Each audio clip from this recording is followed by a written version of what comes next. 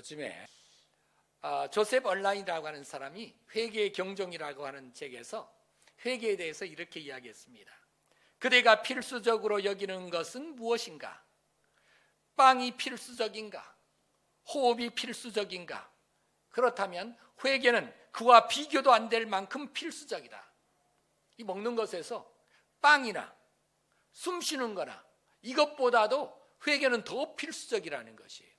두 번째 파트 이렇게 이야기합니다. 그대는 값진 진주를 사기 위하여 너의 가진 모든 것을 다 팔 수 있다. 그러나 그대에게 가장 귀중한 것은 따로 있다. 더 나아가서 생명조차도 당신에게 필수적인 것은 아니다. 명예도 필수적인 것은 아니다. 지옥을 당할 수 있을지도 모른다. 그러나 절대적으로 필요한 필수적인 것이 있다. 그것은 바로 너에게 회개이다. 왜 회개가 절대적으로 생명보다도 재산보다도 그리고 우리가 가지고 있는 그 어떤 호흡보다도 더 중요합니까? 그 이유는 회개에 그대의 구원이 달려있기 때문에 그렇다는 것이에요. 회개에 우리 구원이 달려 있습니다. 회개가 우리를 말 그대로 하나님께로 인도합니다. 처음에 이야기했다시피 이 회개는 날개와 같습니다. 회개는 믿음과 함께 우리를 이 죄악된 더러운 곳에서 날아오르게 하여 우리를 영생으로 이끌어가는 아주 중요한 날개입니다. 이 회개가 너무 중요합니다. 중요한 것에는 언제나 이 가짜가 있게 마련입니다. 회개에도 진짜 회개가 있고 가짜 회개가 있습니다. 회개도 마찬가지입니다. 가짜 회개와 진짜 회개 사이에는 그 속에 말 그대로 아주 중요한 요소가 들어 있어야 되는 것이에요. 우유가 되려면 그 속에 아기가 먹어가지고 그 소화시킬 수 있고 양분이 되어질 수 있고 그 몸을 자라게 하는 이 우유의 요소가 정확하게 들어 있어야 되는 것이에요. 가짜는 아기를 죽일 뿐입니다. 그러면 진짜 회개에도 반드시 들어 있어야 되는 효소가 있어야 된다는 것이에요. 그 요소가 빠져버리면 회개가 되지 않는다는 뜻이에요. 그래서 토마스 왓슨은 이 회개라고 하는 책에서 참다운 회개, 진짜 회개에 들어있는 6가지의 중요한 요소가 있다 그랬습니다. 그 6가지 중요한 요소가 바로 이것입니다. 첫 번째, 죄를 발견해야 된다. 죄를 깨달아야 된다라고 하는 것이에요. 죄를 깨닫는 것입니다. 죄를 깨닫긴 하지만 이 죄를 발견해야 됩니다. 죄를 찾아내야 됩니다. 그리고 죄를 깨달아야 됩니다. 동일한 이야기입니다. 두 번째 요소는 그 죄를 슬퍼해야 됩니다. 그 죄 때문에 근심해야 됩니다. 세 번째, 그 죄를 고백해야 됩니다. 네 번째는 그 죄를 부끄러워해야 됩니다. 다섯 번째는 그 죄를 미워해야 됩니다. 여섯 번째는 그 죄에서 돌이켜야 됩니다. 이 6가지의 요소가 들어가 있지 아니하면 이 회개는 가짜 회개입니다. 진짜 회개가 되려면 이 요소들이 정확하게 다 들어가 있어야 된다는 것이에요. 그러면 여러분들이 회개를 하셨습니까? 회개를 하셨는데 어떤 회개를 했습니까? 이 요소가 다 들어있었습니까? 아마 그렇게 말하기 쉽지 않을 것이에요. 그래서 이제 오늘부터 이야기하는 것이 첫째, 오늘 강의하는 것이 어디에 와 있는지 알아야 됩니다. 우리가 어디까지 항해하고 있고 어디까지 지금 달려가고 있는지 그 위치를 모르게 되면 이 오리무중에 빠지게 되는 것이에요. 오늘 1과가 이것입니다. 1강은 말씀의 초보 중에 6개의 항목 중에 첫 번째 회개 부분입니다. 회개 부분에는 회개와 죽은 행실로 두 파트가 나눠집니다. 그런데 오늘 막상 우리 하나님의 말씀을 보는 것은 그 회개 중에 진짜 회개인 6가지의 요소가 있는데 그 중에 첫 번째 요소만 오늘 강의를 하는 것이에요. 첫 번째 요소만. 다음 주는 두 번째, 그 다음엔 세 번째, 네 번째, 다섯, 여섯 번째를 가고 그 다음에는 죽은 행실 파트로 내려가서 이 행실 파트로 가면 이것보다 2배가 많습니다. 그러면 올해 한 8월 9월 때까지는 맨날 회개만 하다가 지금 간다는 뜻이에요. 이 말씀의 초보가. 그래서 이거 아주 깁니다. 자, 그렇습니다.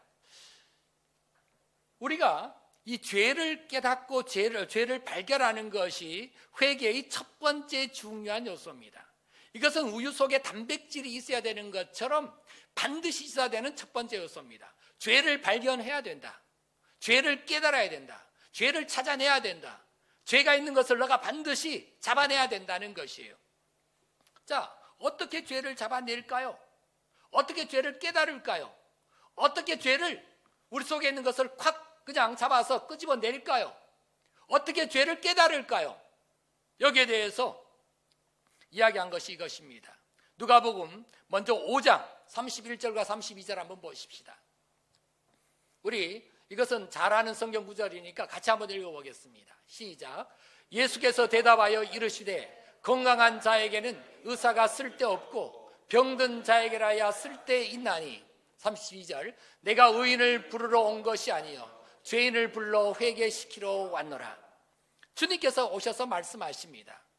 내가 온 것은 죄인을 불러 회개시키러 왔다는 것이에요. 건강한 자에게는 의사가 필요 없습니다. 병든 자에게 필요합니다. 주님이 우리에게 필요하시려면 우리가 죄를 깨달아야 되는 것이에요. 그래서 회개의 첫 번째는 죄를 깨닫는 자가 예수님을 필요로 하게 되는 것이에요. 죄를 깨닫지 않고서는 우리 한 걸음도 나갈 수 없습니다. 죄를 내가 찾아내지 못하고서는 한 걸음도 나가지 못합니다. 죄를 내가 발견하지 않고서는 우리는 주님 앞에 말 그대로 한 치도 나아갈 수 없습니다. 그러므로 주님이 필요하려면 우리 한 사람 한 사람이 먼저 죄를 반드시 찾아내야 되는 것이에요. 죄를 반드시 깨달아야 되는 것이에요. 어떻게 깨달을까요? 유명한 이 부흥사인 D.L. 무디는 죄를 깨닫게 하는 것을 세 가지라고 지적을 했는데 정확합니다. 첫 번째가 양심입니다. 두 번째가 하나님의 말씀으로 죄를 찾아낼 수 있다고 그랬습니다. 세 번째가 성령님에 의해서 죄를 찾아낼 수 있다고 말씀하셨습니다. 그래서 죄를 찾아내기 위해서는 양심으로, 하나님의 말씀으로, 성령님으로 우리가 이 죄를 찾아내고 깨달을 수 있고 발견하고 끄집어낼 수 있다라고 한 것입니다. 첫 번째는 양심입니다. 잠언 20장 27절에 이렇게 말씀하십니다. 우리 함께 읽어보겠습니다. 시작. 사람의 영혼은 여호와의 등불이라 사람의 깊은 속을 살피느니라. 사람의 영혼은 우리 속에 들어와 있는 여호와의 등불입니다. 우리 속에는 등불이 있어요. 이 등불은 하나님께서 우리 속에 넣어준 것입니다. 그걸 통해서 우리는 비춰볼 수 있어요. 뭘 비춰볼 수 있습니까? 죄를 비춰볼 수 있어요. 이걸 일컬어서 양심이라 그런 것이에요. 로마서 1장 19절에 이렇게 말씀하셨습니다.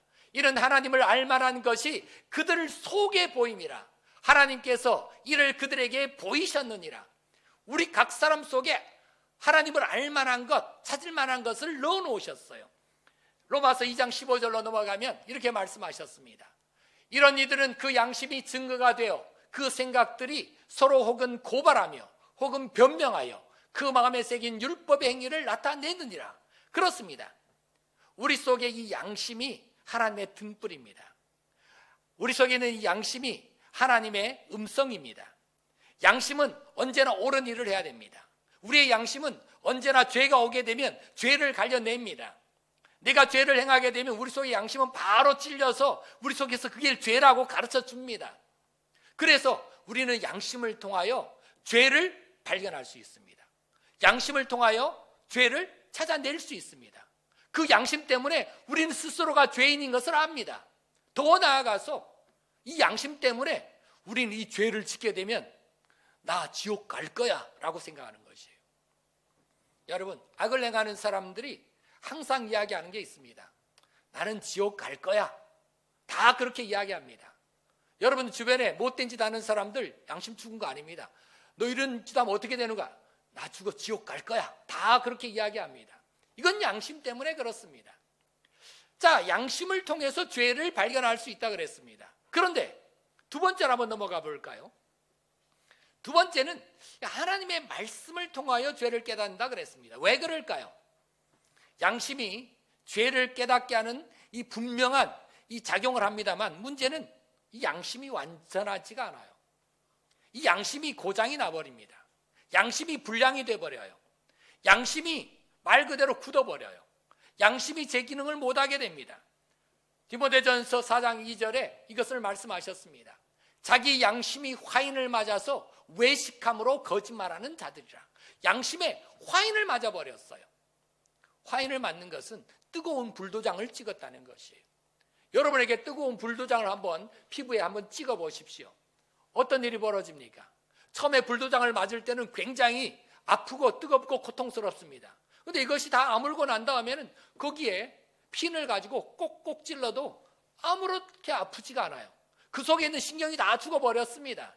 이것이 화인 맞은 것이에요. 우리의 양심이 화인 맞아가지고 이제는 죄를 지어도 아무렇지도 않습니다. 무덤덤합니다. 그리고 아무리 악을 행해도 아무렇지도 않습니다. 전에는 그걸 볼 때 두려웠는데 이젠 두렵지도 않습니다. 내가 이제 거짓말 처음 할 때는 마음이 콩콩 찔렸는데 양심이 화인을 맞고 나니까 마음껏 거짓말하는데 기분이 좋습니다.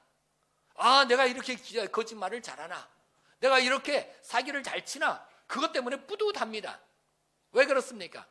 양심이 화인 맞았으니까. 날마다 거짓말하는데 이제는 거짓말이 아무렇지도 않습니다. 여러분, 그 양심의 화인 맞아서 그렇습니다. 그러면 그 양심의 화인 맞은 사람은 이제 죄를 찾을 가능성이 없다는 뜻이에요. 죄를 찾을 수 없습니다. 죄를 찾을 수 없으면 그 사람은 그냥 지옥에 바로 그냥 직행하게 되는 것이에요. 에베소서 4장 18절에서 19절까지 이 양심의 화인 맞은 것에 대해서 이야기합니다. 그들의 총명이 어두워지고 그들 가운데 있는 무지함과 그들의 마음이 굳어짐으로 말미암아 하나님의 생명에서 떠나 있도다. 하나님의 생명에서 떠나버렸어요. 19절에 말씀하시기를 그들이 감각 없는 자가 되어 자신을 방탕에 방임하여 모든 더러운 것을 욕심으로 행하고 있다 말했습니다. 감각이 없어요. 죄에 대한 감각이 없어져 버렸습니다. 그래서 이들에게 필요한 것이 있습니다. 아니, 더 나아가서 하나님께서 이들을 불쌍히 여기셔서 그들에게 별도의 죄를 찾을 수 있는 것을 보내주신 것입니다. 그것이 하나님의 말씀이에요. 하나님의 말씀, 하나님의 율법이 지금 우리 가운데 비춰진 것입니다. 로마서 3장 20절에 말씀이 이것입니다. 그러므로 율법의 행위로 그의 앞에 의롭다 하심을 얻을 육체가 없나니 율법으로는 죄를 깨달음이라. 하나님의 말씀을 주셨습니다. 너가 죄를 보지 못하니 내가 내 말씀을 너희에게 지금 보여준다는 것이에요. 로마서 7장 7절 말씀하셨습니다. 그런즉 우리가 무슨 말하리요? 율법이 죄냐? 그럴 수 없느니라. 율법으로 말미암지 않고는 내가 죄를 알지 못하였나니 곧 율법이 탐내지 말라 하지 아니하였더라면 내가 탐심을 알지 못하였으리라. 그렇습니다. 그 율법이 하나님의 말씀이 우리에게 죄를 가르쳐 줬습니다. 하나님의 말씀이 우리에게 비춰진 것이에요. 그런데 양심은 화인 맞아서 죄를 찾아내지 못했습니다. 하나님의 말씀이 우리에게 주어졌습니다. 그런데 사람들이 그 하나님의 말씀으로도 죄를 발견하지 못했습니다. 왜요? 하나님의 말씀은 멀리 있습니다. 봐도 이해가 되지 않습니다. 봐도 자기하고 무슨 관계인지 알지 못합니다. 할 수 없이 하나님께서는 한 번에 더 죄를 발견할 수 있는 것을 우리에게 허락하셨습니다. 그것이 바로 우리에게 오신 성령님입니다. 요한복음 16장 8절에서 9절에 말씀하셨습니다. 성령님, 그가 와서 죄에 대하여, 의에 대하여, 심판에 대하여 세상을 책망하신다라고 말씀하셨습니다. 사람들은 누가 잘못했을 때 옆에서 충고를 해줍니다. 너 그러면 돼? 라고 말하면 죄를 짓는 사람이 습관적으로 하다가도 찔끔합니다. 내가 잘못했나? 라고 하는 것이죠. 여러분들이 아기를 키울 때 아기가 하는 대로 가만히 방치해두면 어떻게 됩니까? 자기 하고 싶은 대로 다 합니다. 자기 하고 싶은 대로 다 하다가 말 그대로 엉뚱한 짓을 많이 저지르게 되는 것이죠. 그러나 아기 옆에 누가 있습니까? 아기 옆에 부모님이 있습니다. 못된 짓을 하면 회초리를 빼가지고 너희놈! 라고 말하면 아기가 행동을 교정하게 되는 것이죠. 그것처럼 우리에게 오셔서 성령님께서 이거 죄다 라고 가르쳐 주시는 분이 오셨습니다. 그분이 바로 성령님이에요. 그분이 우리 가운데 오셨습니다. 그분이 오셔서 제일 먼저 하는 것은 이것입니다. 죄에 대하여 가르쳐 주는 것입니다. 성령님께서 우리에게 오시는 이유는 죄를 책망하기 위해서입니다. 죄를 책망해서 우리에게 예수 그리스도가 필요하게끔 만드는 것이에요. 그래서 주님께서는 우리에게 오십니다. 우리에게 오셔서 죄를 가르쳐 주십니다. 죄를 보여주십니다. 이것이 죄라고 하는 것을 알게 하여 주십니다. 성령께서는 그렇게 우리 가운데 역사하시는 것이에요. 또 더 나아가서 이 죄가 어떤 일들을 하는지를 보여준 것이에요. 이 죄에 대하여, 의에 대하여, 심판에 대하여라 그랬습니다. 죄에 대하여라면 그들이 예수를 믿지 않기 때문이요 라고 이야기했습니다. 죄에 대한 예수를 믿지 않습니다. 이 박영문 장로님이라고 하는 분이 계십니다. 전에 우리 말씀과 기도에서는 우리가 한번 이것을 간증으로 보내드린 적이 있었는데, 이 박영문 장로님이 이 두고 보리라라고 하는 책을 썼습니다. 그분은 예수를 믿지 않았습니다. 그가 이 처가 식구 8명을 완전히 몰살시키고 죽여버리고 자기도 자살하려고 이 계획을 세우고 그 계획을 실행하려고 그랬습니다. 그런데 죽이기 바로 직전에, 출발하기 직전에 하나님께서 하나님의 은혜로 그가 예수님을 만나게 됩니다.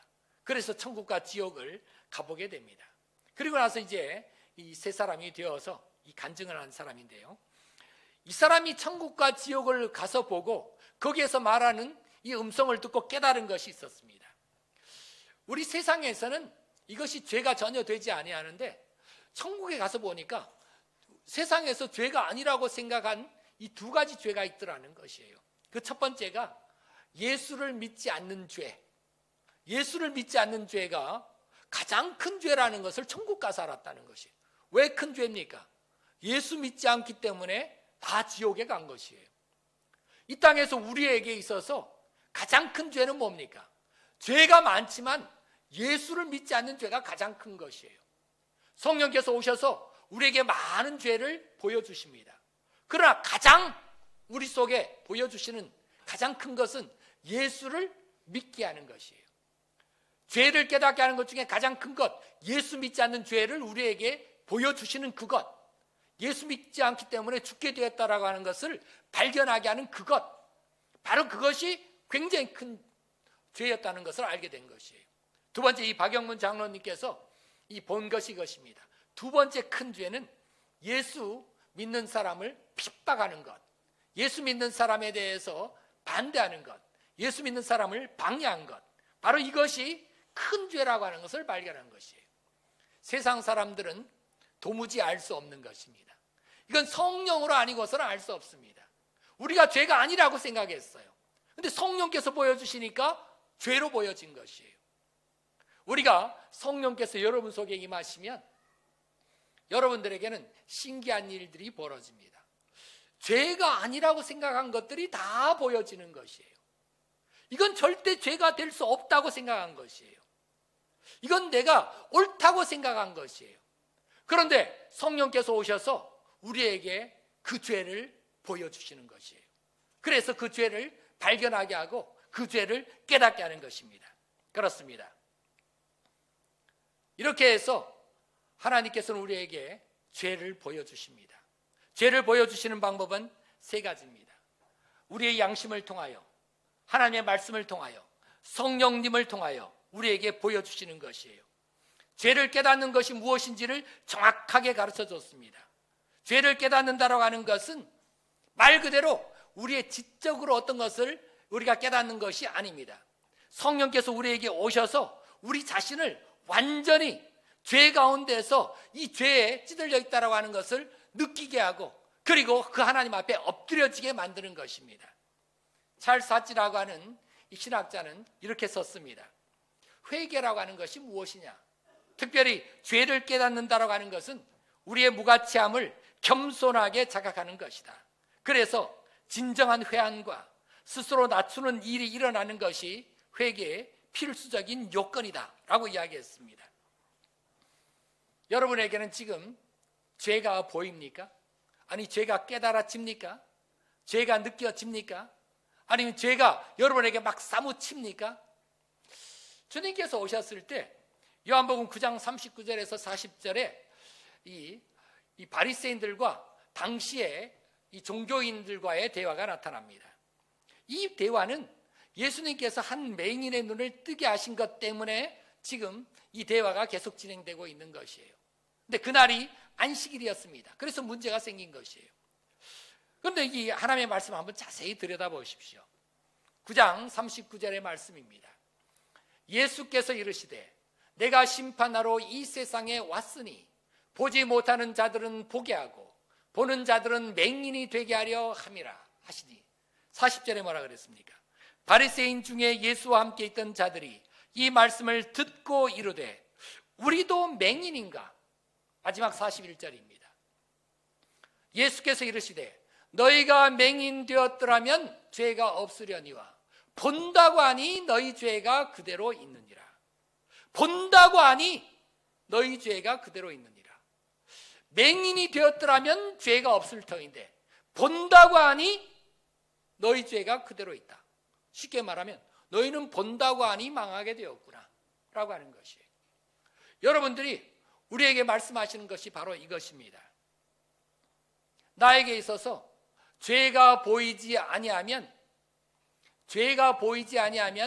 맹인입니다. 죄가 보이지 아니하면 우리 눈이 닫혔습니다. 그러면 맹인은 뭘 구해야 됩니까? 맹인은 눈뜨기를 구해야 되는 것이에요. 내가 죄가 보이지 아니하면 나는 맹인인 것입니다. 그럼 하나님께 나가서 어떻게 해야 되겠습니까?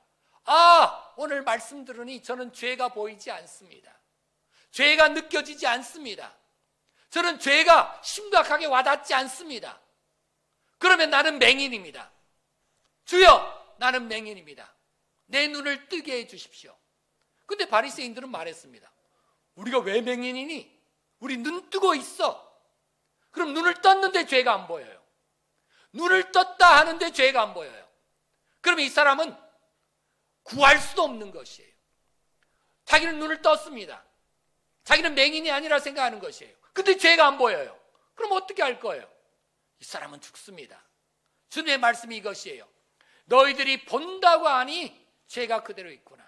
너희가 본다고 하니 너희들은 죽게 생겼구나 라고 하는 것이에요. 그러나 너희가 맹인이라고 생각한다면, 맹인이라면 너는 하나님께 구하여서 죄를 보여달라고 그럴 것이고, 그리고 너희가 하나님께 구하면 하나님께서는 너희에게 죄를 보여줄 것이고, 그러면 하나님께서 너희 죄를 씻어줄 것이고 너희들이 구원받을 수 있게 될 터인데, 너희들이 오히려 본다고 하니까 너희들은 망하게 생겼다는 것이에요. 오늘 바로 첫 번째 죄를 깨닫고 발견하는 문제에서 첫 번째는 여기에 있습니다. 나는 지금 죄를 본다고 생각하는가? 나는 지금 눈을 떴다고 생각하는가? 눈을 감았다고 생각하는가? 바로 이것이에요. 여러분들은 맹인입니까? 여러분들은 눈을 뜬 자입니까? 여러분들은 지금 어떤 자들입니까?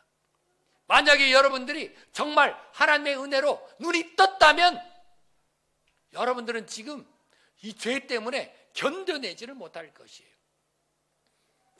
이스라엘에 랍비 요하난 벤 자카이라고 하는 이 랍비가 있습니다. 이 요하난 벤 자카이는 아주 굉장한 유명한 랍비입니다. 주 68년경에 이스라엘이 완전히 이 로마에 의해서 망해버리게 됩니다. 그 망해버리는 그 순간에 요하난 벤 자카이에 의해서 회당이 하나가 설립되어지고, 그리고 그 회당에서 가르치는 사람들에 의해서 이스라엘이 존재하게 되었습니다. 그래서 쉽게 말하면 이스라엘의 국부나 마찬가지예요. 이 요하난 벤 자카이 랍비에게 5명의 수제자가 있었습니다. 사람들이 5명의 수제자가 있는 것을 보고 와서 물었습니다. 선생님께는 이렇게 5명의 수제자가 있는데 그 중에 어느 제자가 가장 뛰어납니까? 라고 물어봤더니 요하난 선생이 누가 뛰어나다, 누가 좋다 나쁘다를 이야기하지 않았습니다. 그러나 한 사람의 제자를 칭찬했습니다. 그 사람이 네 번째 제자였던 시므온 벤 느타넬이라고 하는 사람입니다. 이 사람에 대해서 칭찬하는 말을 들어보면 이렇게 칭찬을 했어요. 나의 제자 시므온은 죄를 두려워하는 사람입니다. 이렇게 칭찬했어요. 나의 제자 시므온은 죄를 두려워하는 사람입니다. 그리고는 한마디 덧붙였습니다.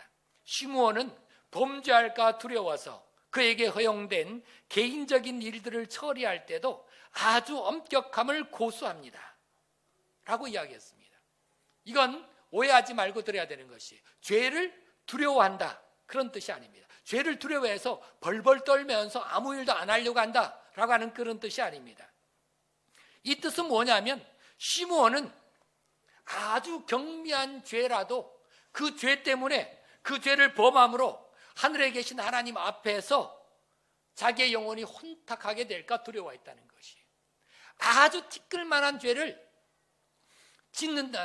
짓게 되면 하나님 앞에서 자기가 그 영혼이 혼탁하게 되고 하나님과의 관계가 막히게 되는 것을 알고 티끌만한 죄도 짓지 아니하려고 몸부림쳤다라고 하는 것이에요. 그래서 뛰어난 것이에요. 얼마나 뛰어납니까? 티끌만한 죄도 보고 있다는 것이에요. 이 말이 이해가 되지 않으면 현재 우리 한국의 상황으로 한번 돌아가 보십시다. 한국의 미세먼지가 지금 극성을 부리고 있습니다. 전에는 미세먼지에 대해서 그렇게 신경을 안 썼는데 요새는 미세먼지에 대해서 신경을 씁니다. 그래서 마스크를 썼습니다. 근데 마스크를 쓰니까 한국에 미세먼지에 잘 아는 사람이 저한테 이야기했습니다. 목사님, 그거 써봤자 아무 쓸모 없어요. 왜 그렇습니까? 그 마스크에는 미세먼지가 다 통과합니다. 그럼 어떤 마스크를 써야 됩니까? 했더니 이거 아주 좋은 것이에요. 이거 3만 원입니다. 제가 쓴 건 3천 원짜리였어요. 3천 원짜리 가지고는 안 된다는 것이, 3만 원짜리를 써야 된다는 것이. 요새는 극미세먼지가 있습니다. 이거 정말 어떻게 방비할지 모르겠습니다. 극미세먼지는 아주 작은 틈바구니도 통과해버리는 것이에요. 그래서 들어와서 우리의 폐에 달라붙어서 우리에게 폐렴을 일으키고 폐암을 일으키고 우리의 몸에 병을 일으키는 것이에요. 여러분, 요한한 선생이 시므온을 칭찬한 것이 이것입니다. 이 사람에게 성령이 임하고 이 사람이 하나님의 말씀에 들여다봐서 이 사람이 죄를 찾았습니다. 죄를 찾았는데 극히 미세한 죄까지 다 찾아냈다는 것이에요. 그 죄까지도 다 봤다는 것이에요. 여러분 눈에는 어디까지 보입니까? 여러분의 눈에는 뭐까지 보입니까? 여러분의 눈에는 도대체 무엇이 통과되고 무엇이 걸러지고 있습니까? 바로 이것이 문제예요. 우리가 죄를 미세하게 보지 못하고 있다는 것이에요. 죄가 미세하게 보려면 어떻게 봐야 되겠습니까? 죄가 미세하게 보이려면 성령께서 우리에게 오셔야 됩니다. 성령께서 우리에게 오셔야 될 뿐만 아니라 성령께서 회복시켜줘야 되는 것이 있습니다. 성령께서 제일 먼저 우리에게 회복시켜줘야 되는 것은 우리의 양심부터 회복시켜줘야 됩니다. 히브리서 10장 22절에 이렇게 말씀하셨습니다. 10장 22절에 보면 우리가 마음의 뿌림을 받아 악한 양심으로부터 벗어나고 몸은 맑은 물로 씻음을 받았으니 참마음과 온전한 믿음으로 하나님께 나아가자. 성령께서 우리 가운데 임하셔서 우리의 이 굳은 양심, 우리의 이 딱딱해져 버린 양심, 화인 맞은 양심을 회복시켜줘야 됩니다. 성령께서 오셔서 제일 먼저 우리에게 해야 되는 게 바로 그것이에요. 그래서 죄를 발견한 사람은 죄를 거르는 필터가 살아나야 되는 것이에요. 성령이 필터가 아닙니다. 성령은 보여주시는 분이에요. 그런데 우리에게 진짜 중요한 필터가 있습니다. 여러분의 양심이 필터예요. 회개를 한 사람과 회개하지 않은 사람을 보게 되면 너무나 쉽게 알 수 있습니다. 우리가 어릴 때 부흥회를 가게 되면 우리 부흥사 목사님이 항상 하는 이 레파토리가 꼭 있었습니다. 그게 바로 이 새벽기도 끝나고 가는 권사님 이야기입니다. 새벽 4시 반에 권사님께서 교회 와서 새벽기도를 합니다. 열심히 기도합니다. 눈물로 기도합니다. 간절히 기도합니다. 그래서 다른 사람은 1시간 기도하는데 이 사람은 1시간 반을 기도했습니다. 이제 6시가 되어서 눈물로 울면서 부르짖고 기도하다가 일어나가지고 이제 집에 갑니다. 집에 가다가 이 나무 집 논두렁을 지나가고 있는데 거기에 가지가 많이 열려서 달려있는 것이에요. 오늘 우리 손자 지금 학교 도시락 사가야 되는데 하면서 그 밭에 들어가서 남의 집 가지를 뚝뚝 따가지고 이 새벽기도 간 그 성경 가방에 잔뜩 넣습니다. 그리고 집에 가가지고 아무 생각 없이 그걸 잘라가지고 자기 손자를 위해서 이 가지를 만들어서 맛있게 줍니다. 여기에 무슨 문제가 생겼습니까? 여기에서 문제는 이 착한 양심이 살아나지 않았다는 것이에요. 화인 맞은 양심이 그대로 있어요. 여기에서 문제는 죄를 걸러내는 필터가 없습니다. 여기에서 문제는 시작도 못했다는 것이에요. 죄를 발견하지도 못하고 죄를 깨닫지도 못하고 죄를 찾아내지도 못하고 죄에 대한 아무런 감각이 없어요. 그러면 이 사람의 기도는 도대체 무슨 기도를 한 거예요? 이 사람이 와서 예배는 도대체 무슨 예배를 드린 것이에요? 이 사람이 와서 지금 하나님께 눈물로 기도한 것은 도대체 뭐예요? 이건 다 가짜라는 것입니다. 그렇습니다. 가짜 회개는 이 요소가 없는 것들이에요. 그들은 가짜 젖을 먹었습니다. 가짜 우유를 마셨습니다. 가짜 말씀을 들었습니다. 그들은 지금 그리스도 안에서 영적으로 아무것도 아닙니다. 우리 교회에서도 마찬가지입니다.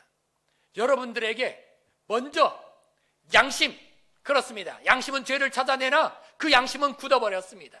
하나님의 말씀이 왔습니다. 그러나 그 말씀을 여러분들이 받지는 못했습니다. 성령께서 오셨습니다. 성령께서 오셔서 여러분에게 죄를 보여주시고 여러분의 양심을 살려주시고 여러분의 양심을 새롭게 하시고 부드럽게 하시고 깨끗하게 하시고 미세먼지, 극미세먼지까지 극미세죄악까지 걸러내는 깨끗한 양심으로 만들어 주었을 때 비로소 우리는 죄를 깨닫기 시작하고 신앙의 출발이 된 것이에요. 그렇게 죄를 깨닫고 나서 그 죄를 회개하고 있다면 이제 시작은 된 것입니다.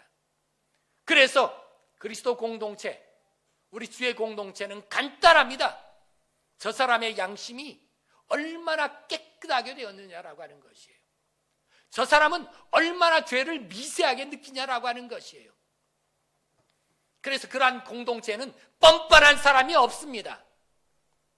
다른 사람에 대해서 이익을 보려고 하는 사람이 없습니다. 왜냐하면 양심에 찔려서 그런 일을 할 수 없는 것이에요. 다른 사람의 것에 대해서 착복할 생각도 없습니다. 내가 일하지 않고 그냥 노동하지 않고 다른 사람의 것을 이익을 보려고 하는 마음 자체가 없습니다. 왜? 내 양심이 찔려가지고 도무지 그런 일을 할 수가 없는 것이에요. 다른 사람이 나에게 한 끼 밥을 사주면 나는 그 사람에게 더 주고 싶지 그걸 달라당 떼어먹어 먹고 지나갈 생각이 없습니다. 왜? 자기의 양심에 찔려가지고 그 일을 할 수 없는 것이에요. 이것이 바로 첫 번째 단계입니다. 성령께서 내게 오셔서 나의 양심을, 나의 마음을 새롭게 하신 것입니다. 에스겔서 36장 26절에 말씀하신 것이 이것입니다. 또 새 영을 너희에게 두고 새 마음을 너희에게 주되 너희 육신에서 굳은 마음을 제거하고 부드러운 마음을 줄 것이다 말씀하셨습니다. 디모데전서 1장 19절 한번 보십시다. 믿음과 착한 양심을 가지라. 어떤 이들은 이 양심을 버렸고 그 믿음에 관하여는 파선하였느니라. 착한 양심이 없으면 그 착한 양심으로 죄가 여러분에게 걸러지지 아니하면 우리는 파선해버린 것이에요. 디모데전서 3장 9절을 보세요.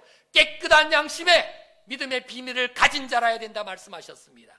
디모데후서 2장 22절을 보세요. 또한 너는 청년의 정욕을 피하고 주를 깨끗한 마음으로 부르는 자들과 함께 의와 믿음과 사랑과 화평을 따르라. 베드로전서 3장 16절입니다. 선한 양심을 가지라. 이는 그리스도 안에 있는 너희의 선행을 욕하는 자들로 그 비방하는 일에 부끄러움을 당하게 하려 함이라. 계속해서 말씀하시는 것이 이것입니다. 성령께서 우리에게 오셔서 우리의 영을 회복시키시고 우리의 마음을 회복시키시고 우리 속에 가장 중요한 양심의 이 필터를 회복시켜 주십니다. 그 양심의 필터 위에 하나님의 말씀을 올려놓습니다. 그래서 그 어떠한 죄라도 우리에게 들어오지 못하게 합니다. 그 어떠한 죄라도 그것을 통과해서 우리의 영에 들어와서 우리를 죽이지 못하게 합니다. 그걸 미세하게 발견하는 순간에 우리는 비로소 죄를 깨닫게 된 것이에요. 우리는 비로소 죄를 잡아낸 것이에요. 비로소 우리는 그 죄를 알게 된 것이에요. 이제는 우리가 그 죄 때문에 하나님 앞에 나갈 수 있게 된 것이에요. 이 시간 우리가 무엇을 기도해야 되겠습니까? 성령이여 내게 임하여 주옵소서. 화인 맞은 나의 양심을, 죄를 걸러내는 내 양심의 필터를 이 시간 회복시켜 주십시오. 성령이여 내게 오셔서 주의 말씀으로 비춰 주옵소서. 내가 이제는 죄를 볼 수 있게 해주십시오. 내가 이제는 내 마음의 죄를 발견하게 해주십시오. 내가 이제는 내 속에 들어오는, 나에게 들어오는 모든 죄, 내 속에 지금 정착되어 있는 모든 죄들, 내 모든 생각의 모든 죄들을 이제는 내가 깨닫게 하여 주옵소서. 이 시간 우리 주여 크게 한번 부르고 이를 위해서 우리 간절히 3분 동안 기도하며 나가도록 하겠습니다.